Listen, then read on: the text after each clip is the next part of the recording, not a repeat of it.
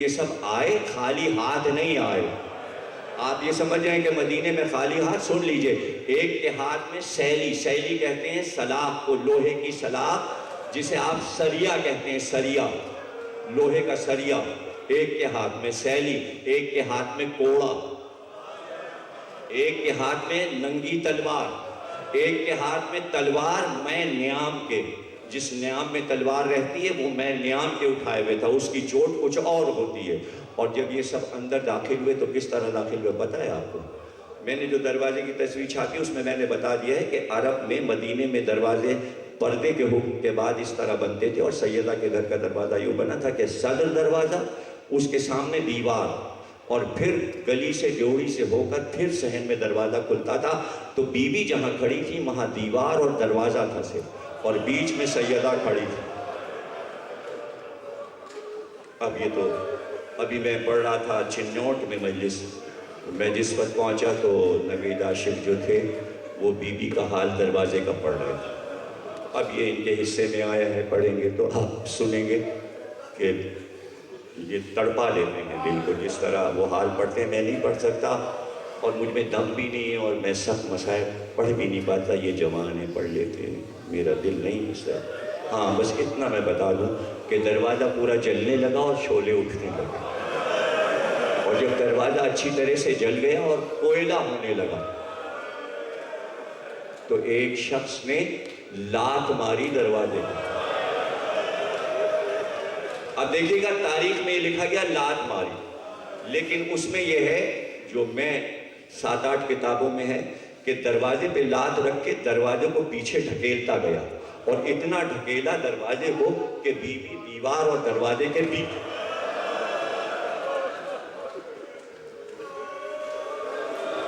اور بس ایک آواز آئی، اور وہ آواز یہ تھی کہ فضا میرے محسن کو سنبھال، میرا بچہ مارا گیا. بی بی گری زمین پہ، دروازہ بی بی پہ گرا. فضا آگے بڑھی، کہتے ہیں 4 بچے حسن، حسین، زینب، ام کلثوم دروازے کے کونے پکڑ کے اٹھا رہے تھے ماں کو بچانے کے. کیا کہنا، نورانی مجلس بنا دی ہے تم نے. اللہ تم سب کو جزائے خیر دے.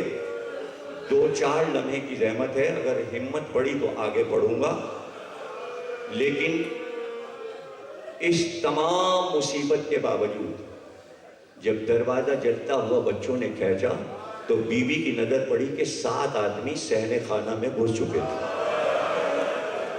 اور جہاں علی نماز پڑھ رہے تھے وہاں سب نے حملہ کیا اور علی کو گھیر لیا. چونکہ علی کا پیغمبر سے وعدہ تھا میرے بعد تلوار نہ اٹھانا، وہی کریں گے جو مرضی الہی ہو. 7 وار علی پہ تھے، تلوار، سیلی، تازیانہ. یہ ہے ابھی جملہ میں نے کراچی میں کہا، تم بھی سن لو، کہ ولایت علی کی حفاظت میں پہلی جان سیدہ نے دی.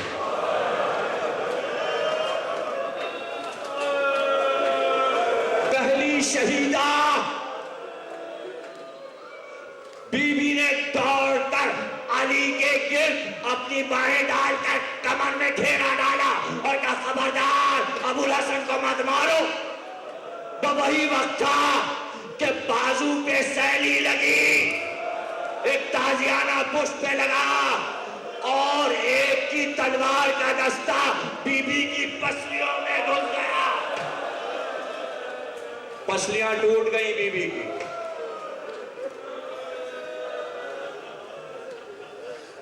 کفن پہنا رہے تھے علی. سلمان فارسی کہتے ہیں میں دروازے پہ بیٹھا تھا، باہر ایک بار فاتح خیبر کے چیخ کر رونے کی آواز آئی. میری ہمت نہیں پڑی کہ میں علی سے پوچھتا، اس لیے کہ زہرا کا جنازہ اٹھانا تھا. کافی عرصے کے بعد سلمان کہتے میں نے پوچھا مولا اب تو بہت دن ہو گئے، بتا دیجئے کہ جب آپ کفن پہنا رہے تھے شہزادی کو تو آپ چیخ کے کیوں روئے؟ کہ جب میں نے کفن پہنایا تو دیکھا پسلیوں کے اندر ایک عورت کی چوڑی کے برابر سوراخ تھا، پسلیوں کو توڑ کر کوئی چیز نکل گئی تھی اور زخم رس رہا تھا، تو میں اس لیے رویا کہ زہرا نے نہیں بتایا کہ کیا گزر گئی۔ تم سلامت رہو، جزاک اللہ۔ اللہ تمہاری آوازوں کو اسی طرح بلند رکھے، تمہارے گھر آباد رہیں، تمہارے رزق میں وسعت ہو، زہرا کے صدقے میں تمہارے بچے ولایت علی پہ قائم رہیں، اللہ تمہیں کوئی غم نہ دے۔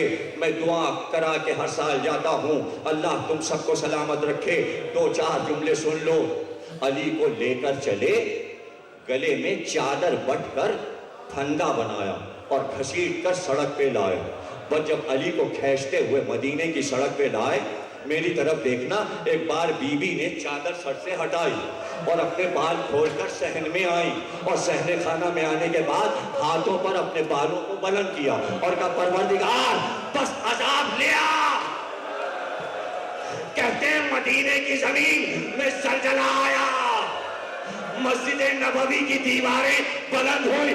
ایک بار علی نے سلمان کو اشارہ کیا کہ قیامت آ جائے، جا کے زہرا سے کہہ دو اب طریقہ کار تمہارے پاس ہو۔ سلمان بھاگتے ہوئے آئے اور ایک بار سر کو زہرا کی ڈوری پر پٹکنا شروع کیا اور داڑھی سے جھاڑو دے کر کہا بی بی علی کا حکم ہے، بالوں کو باندھ لیجئے، حجرے میں چلی جائیے ورنہ قیامت آ جائے گی۔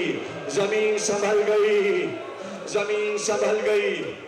ہاں 95 دن کے بعد علی گھر میں آئے، زہرا خاموش تھیں، بچے حجرے میں گئے، بی بی رخصت ہو چکی تھی، سرحانے ایک پرچہ رکھا تھا، اس میں لکھا تھا اللہ حق، نبی حق، قرآن حق، جنت جہنم حق، فرشتے حق، انبیاء حق، آئمہ حق۔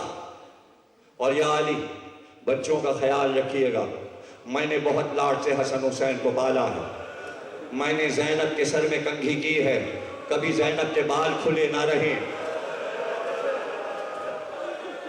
اس کے بعد ایک جملہ تھا قیامت تک آنے والے حسین کے عزاداروں کو زہرا کا سلام۔ اب سلام کا جواب دو، سلام کا جواب واجب ہے، سلام سنت ہے، جواب واجب ہے، اور جواب یہ ہے پکارو ہائے زہرا، ہائے حسین، کیا گریہ کر رہے ہو؟ نورانی گریہ ہو رہا ہے، جنازہ تیار ہوا۔ ایک بار علی نے آواز دی حسن اور حسین آؤ، زینب اور ام کلثوم آؤ، فضا سب آ گئے۔ حسن نے ماں کے پیر پکڑے اور آنکھیں ملنے لگے، لیکن حسین ماں کے چہرے کے سامنے آئے، کہا ماں حسین پکار رہا ہے۔ آخری جملے تقریر کے، اگر تم نہ بولو گی تو حسین رونے لگے گا۔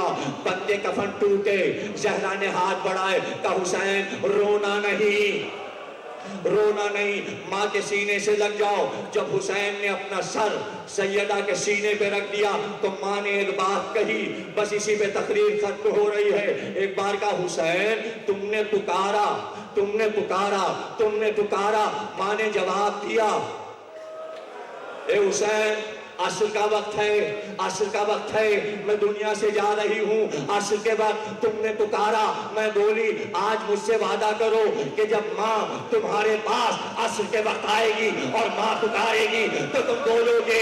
سید سجاد کہتے جب حسین کا گلا کٹ رہا تھا تو ایک بی بی بال کھولے لاش کے گرد پکار رہی تھی ولد الحسین، میرے لال حسین، بولو، ماں پکار